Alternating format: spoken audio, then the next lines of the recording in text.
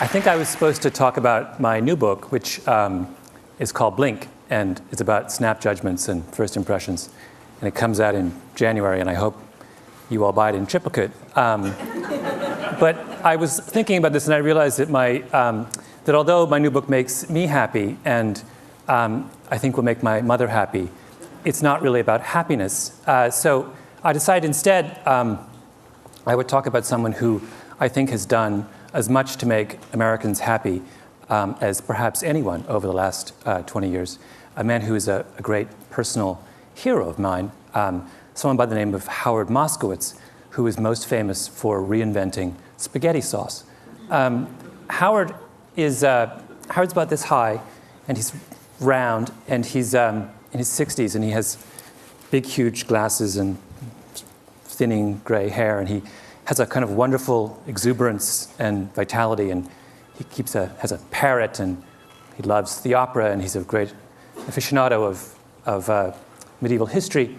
And he, by profession, he's a psychophysicist. Now, I should tell you that I have no idea what psychophysics is, although at some point in my life, I dated a girl for 2 years who was getting her doctorate in psychophysics, which should tell you something about that relationship.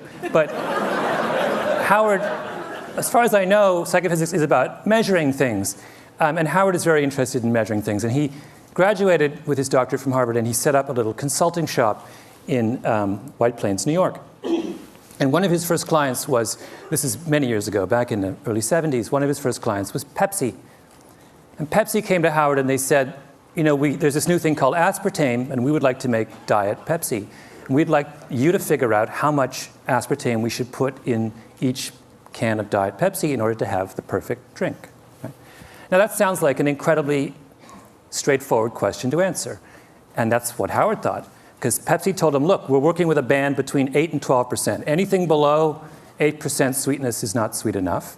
Anything above 12% sweetness is too sweet. We want to know what's the sweet spot between 8 and 12. Now, if I gave you this problem to do, you would all say, it's very simple. What we do is you make up a big experimental batch of Pepsi at every degree of sweetness, 8%, 8.1, 8.2, 8.3, all the way up to 12.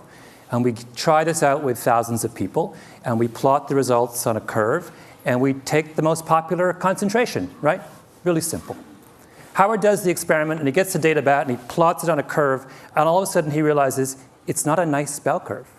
In fact, the data doesn't make any sense. It's a mess. It's all over the place, right? Now, most people in that business, in the world of testing food and such, are not dismayed when the data comes back a mess. They think, well, you know, figuring out what people think about cola is not that easy. You know, maybe we made an error somewhere along the way. You know, let's just make an educated guess, and they simply point and they go for 10%, right in the middle. Howard is not so easily placated. Howard is a man of a certain degree of intellectual standards, and this was not good enough for him. And this question bedeviled him for years. And he would think it through and say, what was wrong? Why could we not make sense of this experiment with Diet Pepsi? And one day he was sitting in a diner in White Plains about to go, trying to dream up some work for Nescafe. And suddenly, like a bolt of lightning, the answer came to him.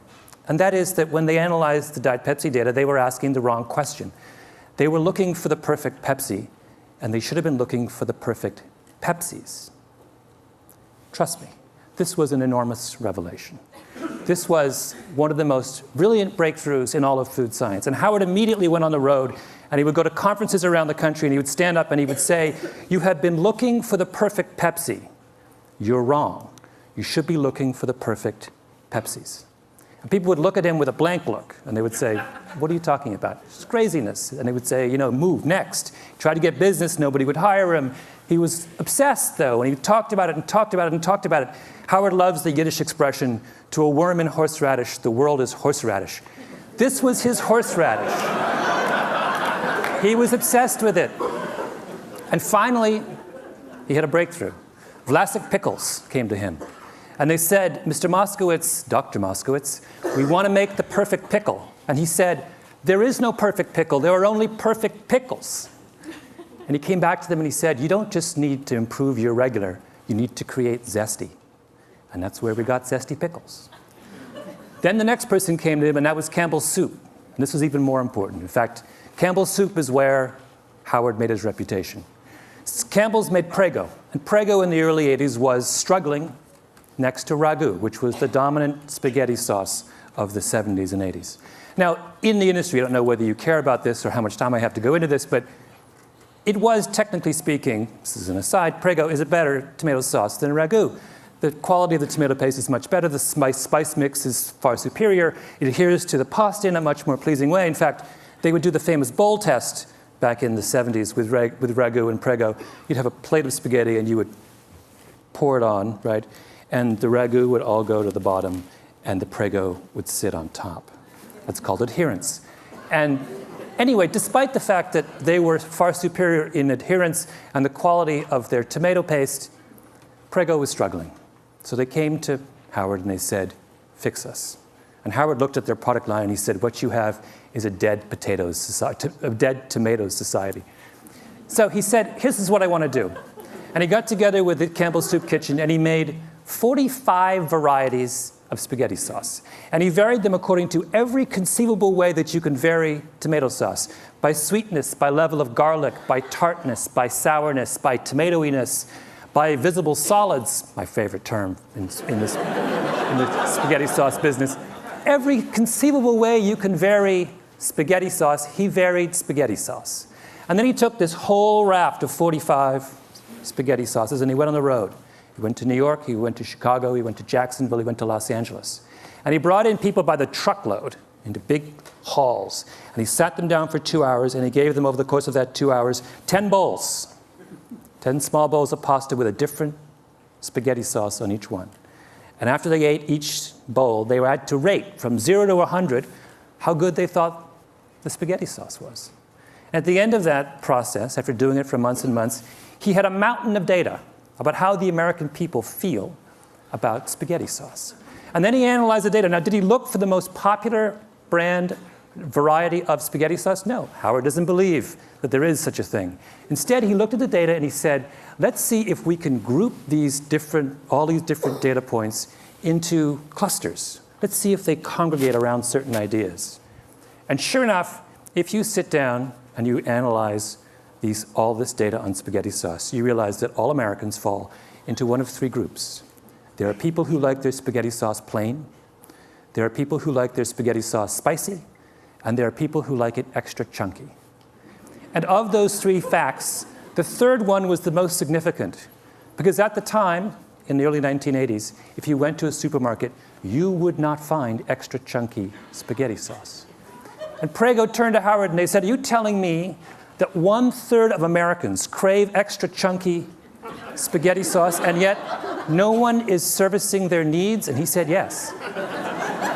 And Prego then went back and completely reformulated their spaghetti sauce and came out with a line of extra chunky that immediately and completely took over the spaghetti sauce business in this country. And over the next 10 years, they made $600 million off their line of extra chunky sauces. And everyone else in the industry looked at what Howard had done and they said, oh my God, we've been thinking all wrong. And that's when you started to get 7 different kinds of vinegar and 14 different kinds of mustard and 71 different kinds of olive oil. And then eventually even ragu hired Howard. And Howard did the exact same thing for ragu that he did for Prego. And today, if you go to the supermarket, a really good one, and you look at how many ragus there are, do you know how many they are? 36. In 6 varieties. Cheese, light, robusto, rich and hearty, old world traditional, extra chunky garden. That's Howard's doing. That is Howard's gift to the American people. Now, why is that important? It is, in fact, enormously important. And I'll explain to you why. Because what Howard did is he fundamentally changed the way the food industry thinks about making you happy. Assumption number 1 in the food industry used to be that the way to find out what people want to eat what will make people happy is to ask them. And for years and years and years and years, Ragu and Prego would have focus groups. And they would sit all you people down and they would say, what do you want in a spaghetti sauce? Tell us what you want in a spaghetti sauce. And for all those years, 20, 30 years, through all those focus group sessions, no one ever said they wanted extra chunky, even though at least a third of them deep in their hearts actually did. People don't know what they want, right? As Howard loves to say, the mind knows not what the tongue wants. It's a mystery. And a critically important step in understanding our own desires and tastes is to realize that we cannot always explain what we want deep down. If I asked all of you, for example, in this room, what you want in a coffee, you know what you'd say? Every one of you would say, I want a dark, rich, hearty roast. So people always say when you ask them what they want in a coffee, what do you like? Dark, rich, hearty roast. What percentage of you actually like a dark, rich, hearty roast? According to Howard, somewhere between 25 and 27% of you. Most of you like milky, weak coffee. But you will never, ever say to someone who asks you what you want that I want a milky, weak coffee. So that's number one thing that Howard did. Number two thing that Howard did is he made us realize, it's another very critical point, he made us realize in the importance of what he likes to call horizontal segmentation. Why is this critical? It's critical because this is the way the food industry thought before Howard, right? What were they obsessed with in the early 80s? They were obsessed with mustard. In particular, they were obsessed with the story of Grey Poupon, right? Used to be, there were two mustards, French's and Golden's. What were they? Yellow mustard. What's in yellow mustard? Yellow mustard seeds, turmeric, and paprika. That was mustard. Grey Poupon came along with a Dijon, right? Much more volatile brown mustard seed, some white wine, a nose hit, much more delicate aromatics. And what did they do? They put it in a little tiny glass jar with a wonderful enameled label on it. Made it look French, even though it's made in Oxnard, California. And instead of charging $1.50 for the 8-ounce can, the 8-ounce bottle, the way that French's and Golden's did, they decided to charge $4. And then they had those ads, right, with the guy in the Rolls Royce, and he's eating the Grey Poupon, the other Rolls Royce pulls up, and he says, do you have any Grey Poupon? And the whole thing, after they did that, Grey Poupon takes off, takes over the mustard business. And everyone's take-home lesson from that was that the way to get to make people happy, right, is to give them something that is more expensive, something to aspire to, right? Is to make them turn their back on what they like, think they like now, and reach out for something higher up the mustard hierarchy. A better mustard, a more expensive mustard, a mustard of more sophistication and culture and meaning. And Howard looked at that and said, that's wrong. Mustard does not exist on a hierarchy. Mustard exists, just like tomato sauce, on a horizontal plane. There is no good mustard or bad mustard. There is no perfect mustard or imperfect mustard. There are only different kinds of mustards that suit different kinds of people. He fundamentally democratized the way we think about taste. And for that as well, we owe Howard Moskowitz a huge vote of thanks. Third thing that Howard did, and perhaps the most important, is Howard confronted the notion of the Platonic dish. What do I mean by that? For the longest time in the food industry, there was a sense that there was one way, a perfect way, to make a dish. You go to Chez Panisse, they give you the red tail sashimi with roasted pumpkin seeds in a something reduction. They don't give you 5 options on the reduction, right? They don't say, do you want the extra chunky reduction or do you want the... No, you just get the reduction. Why? Because the chef at Chez Panisse has a Platonic notion about red tail sashimi. This is the way it ought to be. And when that, and she serves it that way time and time again, and if you quarrel with her, she will say, you know what? You're wrong. This is the best way it ought to be in this restaurant. Now that same idea fueled the commercial food industry as well. They had a notion, a Platonic notion of what tomato sauce was. And where did that come from? It came from Italy. Italian tomato sauce is what? It's blended, it's thin. The culture of tomato sauce was thin. When we talked about authentic tomato sauce in the 1970s, we talked about Italian tomato sauce. We talked about the earliest ragus, which had no visible solids, right? Which were thin, you just put a little bit over and it sunk down to the bottom of the pasta. That's what it was. And why were we attached to that? Because we thought that what it took to make people happy was to provide them with the most culturally authentic tomato sauce, A, B. And B, we thought that if we gave them the culturally authentic tomato sauce, then they would embrace it. And that's what would please the maximum number of people.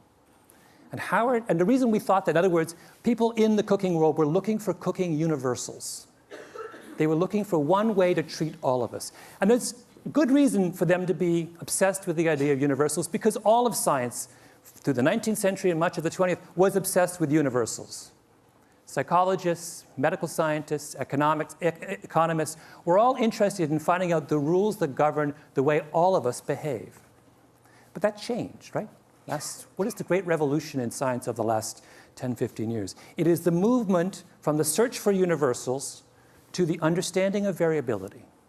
Now in medical science, we don't want to know just how cancer works. We want to know how your cancer is different from my cancer. I guess my cancer is different from your cancer. We're interested in genetics has opened the door to the study of human variability. What Howard Moskowitz was doing was saying this same revolution needs to happen in the world of tomato sauce. And for that, we owe him a great vote of thanks. I'll give you one last illustration of variability.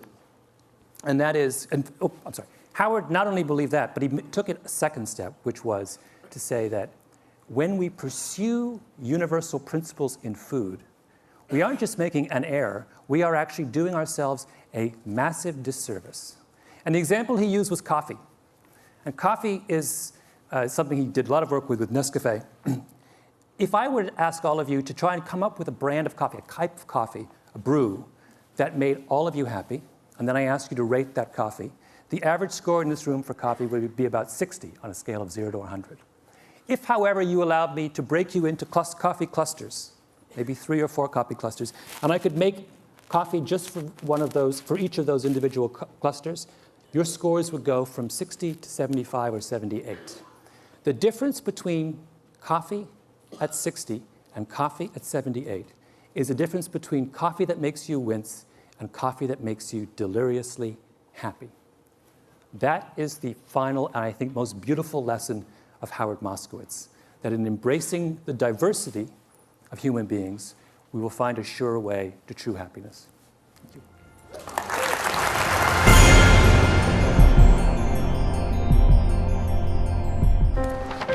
What if great ideas weren't cherished? What if they carried no importance?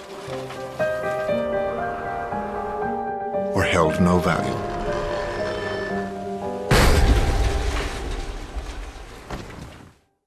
There is a place where artistic vision is protected, where inspired design ideas live on to become ultimate driving machines.